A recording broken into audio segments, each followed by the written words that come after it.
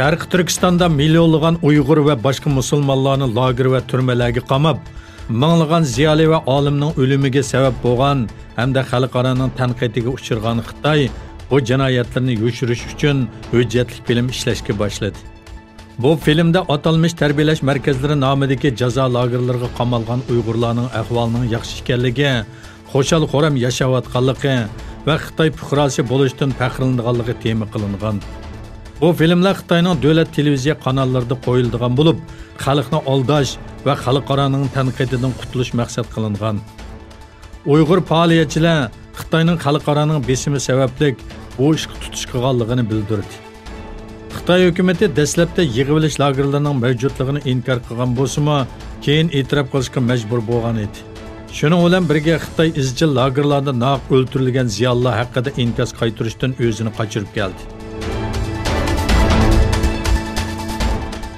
Amerika prezidenti Donald Trumpning Isroil bosh ministri Netanyahuni Xitoy bilan elib berayotgan munosabatlarining Amerika bilan bo'lgan xavfsizlik hamkorligiga ta'sir yetkazadiganligini ogohlantirganligi o'ttirg'i chiqdi.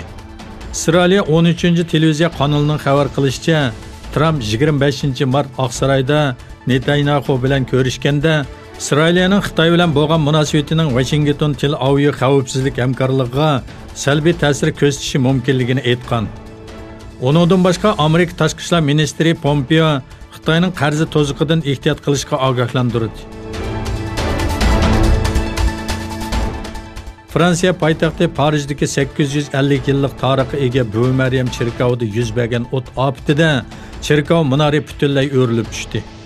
Paris saqchi doiralari e'lon qilgan bayonotda bildirishicha, Yevropadagi eng ko'p ziyorat qilinadigan joylarning biri bo'lgan tarixiy Buvi Maryam cherkovining yangilash qurilishi ilib berilayotgan qismida o't ofati yuz bergan bo'lib, cherkov minora butunlay o'rilib tushgan. Adliya doiralari o't ketish sababini surishtirmoqda. Liviyada 12 kundan buyon davomlashayotgan to'qinishlarda o'lganlar soni 147 dan oshdi. Dunyo sog'liqni tashkiloti ommaviy taratquv hisobidan e'lon qilgan bayonotda aytilishicha, Liviyadagi to'qinishlarda hozirga qadar 147 kishi o'lib, 614 kishi yaralangan. Poytaxt Trablus atrofidagi to'qinishlar 12 kundan buyon davomlashmoqda.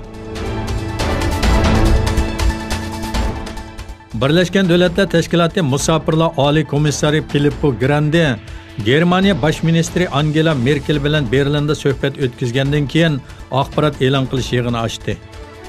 Grandi Bosh ministri Merkel bilan dunyoning har qaysi joylaridagi uylardan ayrilgan musofirlarning ahvoliga qarab chiqadiganligini bildirdi.